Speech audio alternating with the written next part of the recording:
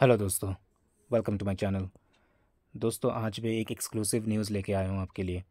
ये एक्सक्लूसिव इसलिए है दोस्तों क्योंकि बहुत सारे सीक्रेट्स ओपन हो रहे हैं। दोस्तों, आपको तो पता ही होगा हमारे देश में हाल ही में मणिपुर में जो वायलेंस हुआ, वहाँ के इश्यूज़ के बारे में। It started on May 3, 2023। आप टाइम्स ऑफ इंडिया की ये रिपोर्ट देखिए। इसमें लिखा हुआ है, security forces in Manipur, a northeastern state in India, were on high alert on Friday due to the 1 year anniversary of the outbreak of violence between the Meiteis majority and the Kuki tribal community. The clashes, which began on May 3, 2023, have resulted in the deaths of at least 220 individuals. ये जो numbers है दोस्तों, ये सिर्फ शुरुआती numbers है। बाद में वायलेंस और बढ़ा, बहुत लोगों की और जानें गई। तो इसके पीछे के कारण क्या है दोस्तों? इतने बड़े तादाद में इतना बड़ा वायलेंस कैसे हो गया? कैसे इतने लोगों की जान गई? क्यों ये वायलेंस हुआ? कुछ तो कारण होगा।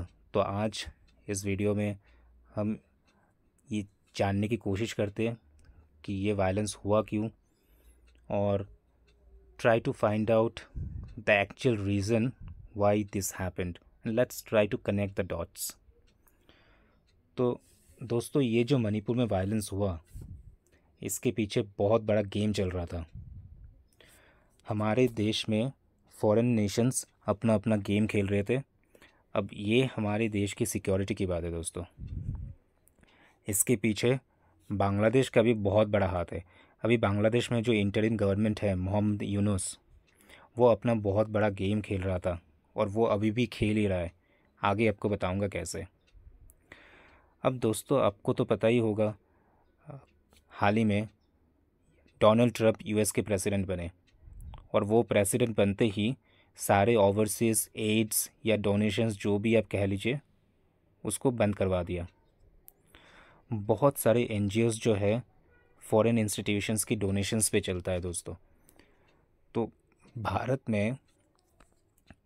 में डोनाल्ड ट्रंप के पैसे कटने के बाद और बाइडेन के हारने के बाद मिज़ोरम के जो चीफ मिनिस्टर है, जो कि एक रिटायर्ड एक्स आईपीएस ऑफिसर भी थे, उन्होंने अपनी लेजिस्लेटिव असेंबली स्पीच में ऑन रिकॉर्ड सबके सामने बोले हैं कि कुछ फॉरेनर्स आते हैं इंडिया में और इंडिया के बॉर्डर क्रॉस करके म्यांमार में घुसते हैं और वहाँ जाके मिलिट्री ट्रेनिंग करते हैं, और इंडिया के पूरे नॉर्थ ईस्ट को डिस्टेबलाइज़ किया जा रहा था दोस्तों, और मणिपुर को जलाया जा रहा था।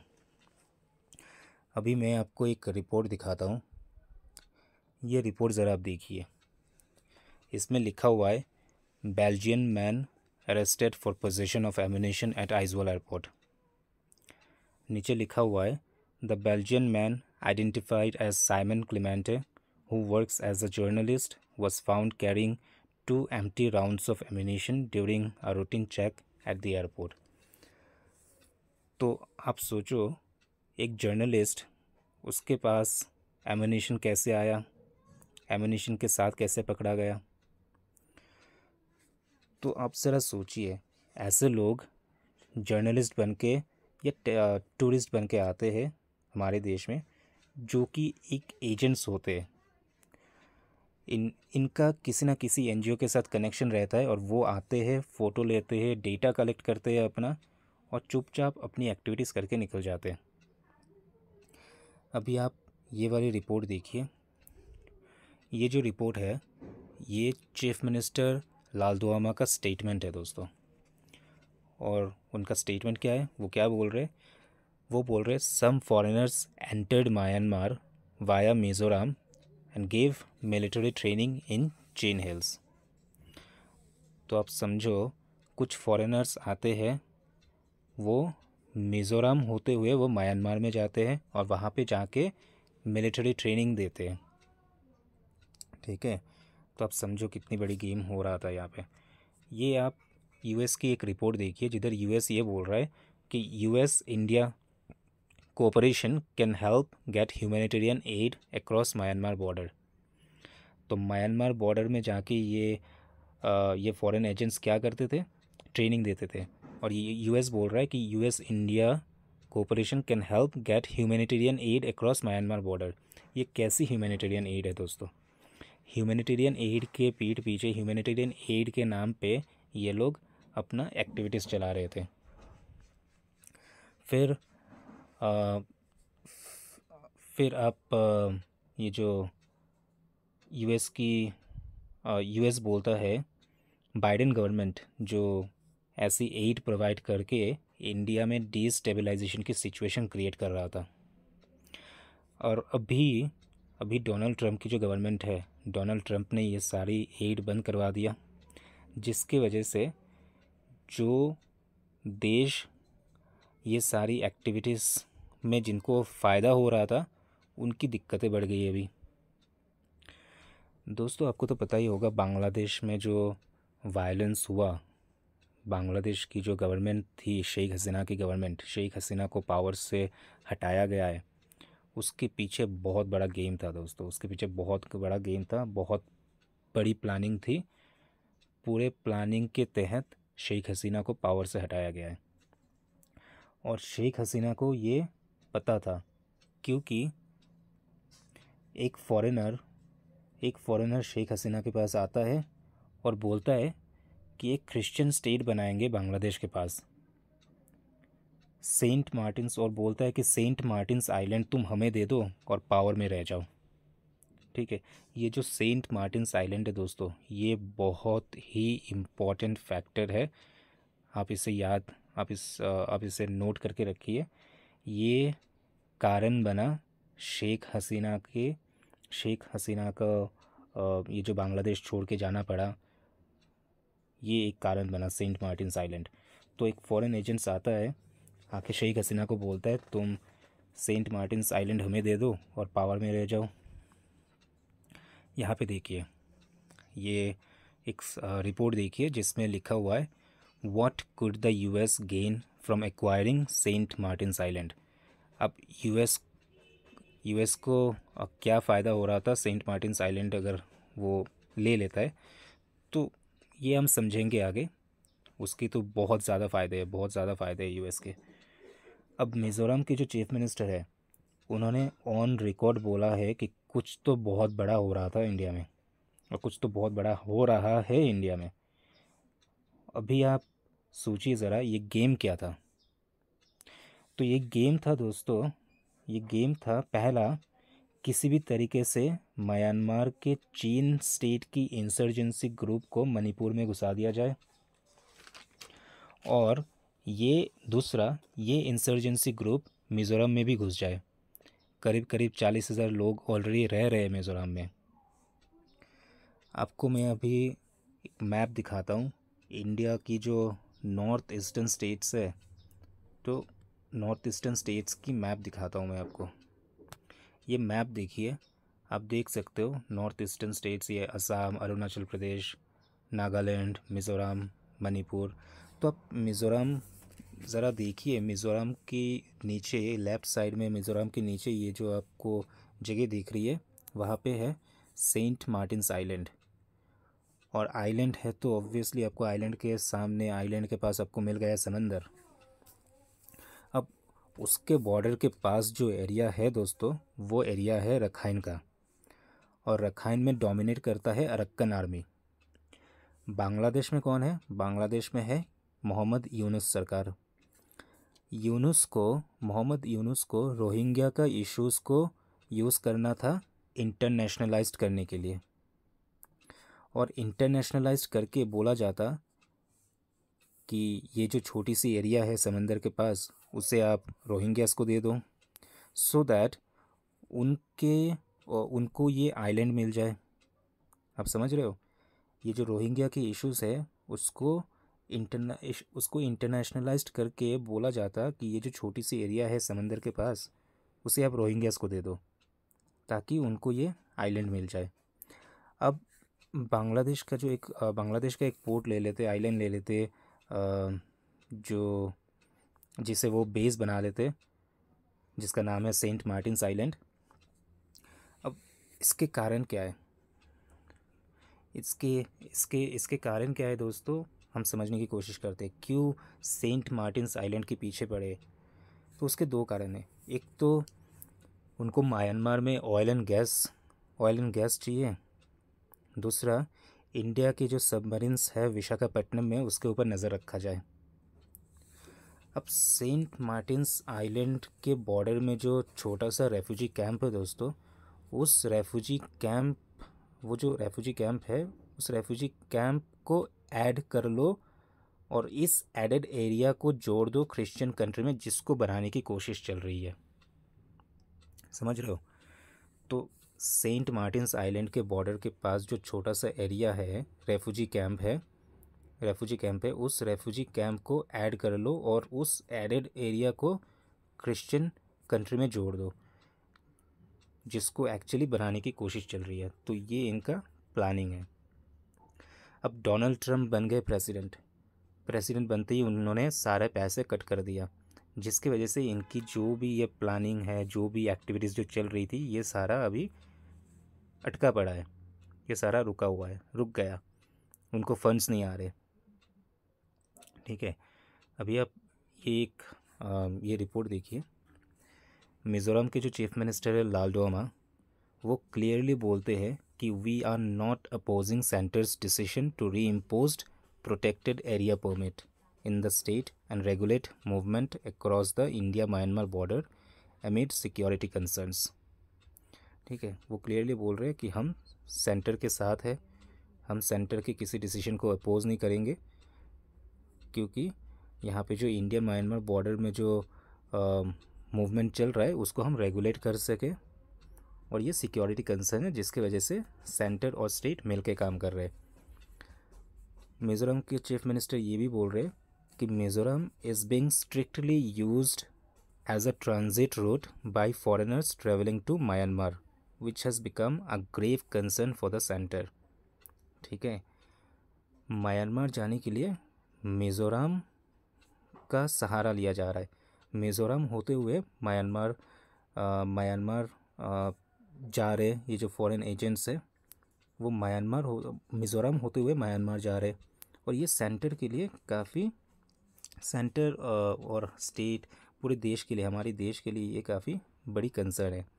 अब लालडोमा ये भी बोल रहे कि नियरली 2000 फॉरेनर्स, उन्होंने ये भी बोला कि nearly 2000 foreigners visited Mizoram between June and December last year, and many of them were not a tourist and left the state unnoticed. तो आप समझो 2000 के करीब फॉरेनर्स मिज़ोरम में विज़िट करते हैं जून और दिसंबर महीने के बीच में, और वो टूरिस्ट थे ही नहीं, वो आए और बिना इन्फॉर्मेशन दिए, बिना बताए चले भी गए। वो आए, अपना एक्टिविटीज़ किए, अपना जो भी काम था वो किए, करके निकल लिए। उन्होंने ये भी बोला कि that some foreigners crossed the Indian Myanmar border and entered the Chin Hills in the neighbouring country to give military training.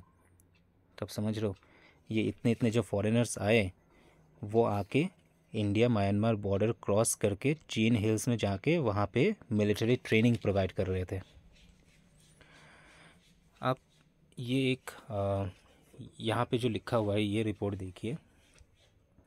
In the present geopolitics the situation in our neighbouring country is being closely viewed by different countries including China and the US, and this is the case the situation of Mizoram being used by foreigners as a transit route has become a grave concern for the center, which prompted the reimposition of the protected permit in the state.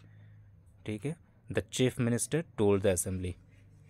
The chief minister उन्होंने assembly में on record ये चीज़ बोला है. He said protected area permit has been reimposed in other states which could potentially be used as transit routes by foreigners traveling to Myanmar. तो इसलिए दोस्तों आप समझ सकते हो अभी कि सेंटर के लिए, हमारे देश के लिए ये कितनी बड़ी सिक्योरिटी का कंसर्न है। अब एमएचए जो है, एमएचए ने रिसेंटली री इम्पोज्ड, देखिए जिसमें MHA recently reimpose the PAP in Manipur, Mizoram and Nagaland. ठीक है, home affairs, the Ministry of Home Affairs recently reimposed the PAP in Mizoram, Manipur and Nagaland to regulate the movement of foreigners amid growing security concerns arising out of influx from neighboring countries। तो दोस्तों ये इतना बड़ा game चल रहा था ये सब, और अभी ये जो मोहम्मद यूनुस है दोस्तों, मोहम्मद यूनुस भी बहुत बड़ा गेम चला रहा है। और मोहम्मद यूनुस यहाँ पे रोहिंग्या, आपको मैं वापस से एक ये मैप में ले जाता हूँ। आप मिज़ोरम के लेफ़्ट साइड के नीचे ये जो स्पेस देख रहे हैं वहाँ पे देखिए। तो ये जो मोहम्मद यूनुस है वो यहाँ पे रोहिंग्या कैंप बनाना चाहते हैं। अब रोहिंग्या इश्यूज़ को इंटरनेशनलाइज्ड करके और आईएसआई के साथ मिलके चिकन नेक कॉरिडोर जो है हमारे देश का, उसको थ्रेटन करना चाहता है। और आसपास के जो भी स्टेट्स है, वेस्ट बंगाल, असम, बिहार, इनके डेमोग्राफिक चेंज करना चाहता है। अब आप एक रिपोर्ट आपको दिखाता हूँ मैं, इंडिया टुडे की एक रिपोर्ट है। बस दोस्तों ये रिपोर्ट आप देखिए। इसमें ये जो बंदा आप देख रहे हो इसका नाम है डैनियल स्टीफन काउनी। तो ये जो बंदा है Daniel Stephen Cowney, India Today की रिपोर्ट ये बोलता है कि Daniel Stephen Cowney distributing drones and bullet proof jackets to Kuki militants in Manipur.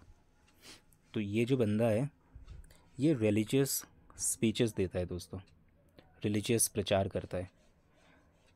तो एक बंदा जो रिलीजियस प्रचार करता है उसके पास ड्रोन्स और बुलेट प्रूफ जैकेट्स किधर से आया? आप समझ रहे हो?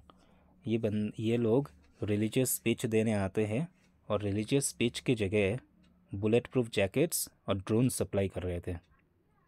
तो इतनी बड़ी कॉन्स्पिरेसी चल रही थी। आज जितने भी एम्बेसडर्स थे जो बाइडेन के टाइम पे, वो लोग जो बांग्लादेश में भी है आज के टाइम पे, एनजीओ रन कर रहे, और वो लोग एनजीओ के हेड बन के आए हैं बांग्लादेश में ताकि वो यूनुस को सपोर्ट कर सके।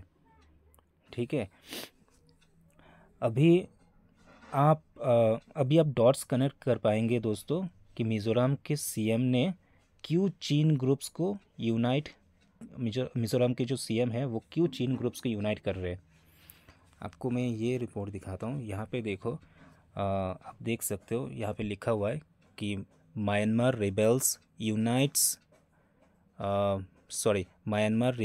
यूनिट्स मर्ज इन मिज़ोरम सीएम्स प्रेजेंस। ठीक है, the merger agreement for cessation of hostilities between the two factions who have been fighting the military junta in the neighboring country was signed on February 26। तो अभी आप शायद डॉट्स कनेक्ट कर पाएंगे कि मिज़ोरम की जो सीएम है वो क्यों ये चीन ग्रुप्स को यूनाइट कर रहे हैं, और इन चीन ग्रुप्स को क्लियर ऑफ़र दिया जा रहा है कि आप आओ, इंडिया के साथ मर्ज हो सकते हो अगर आपका इच्छा हो तो, और आपके ऊपर कोई अटैक भी नहीं करेगा।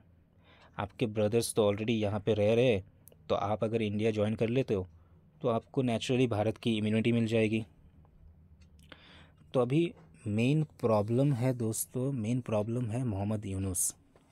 वो रोहिंग्या करके जो मेन इश्यूज़ है उसको डाइवर्ट कराना चाहता है, मेन इश्यूज़ को डाइवर्ट कराना चाहता है रोहिंग्या करके।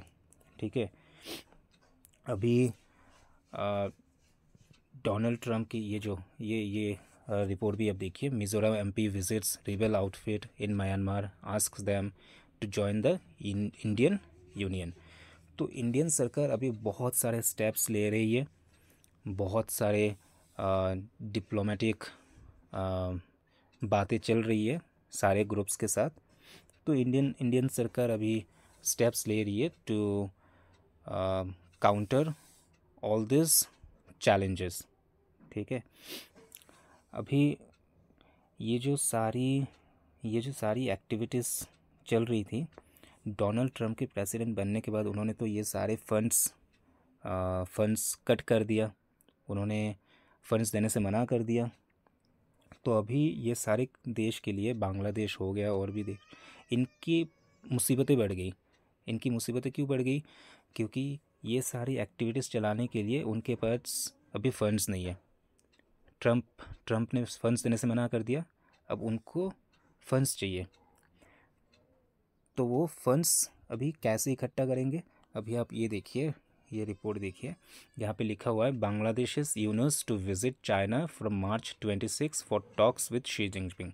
अभी आप समझ सकते हो दोस्तों कि ये मोहम्मद यूनुस क्यों जाके शी जिनपिंग से मिलना चाहता है।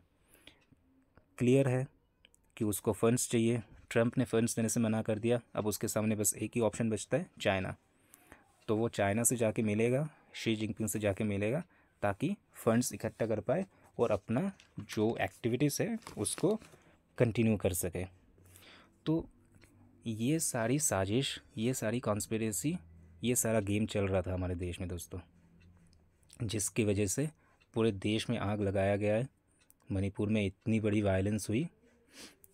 अब ये जो मिज़ोरम के जो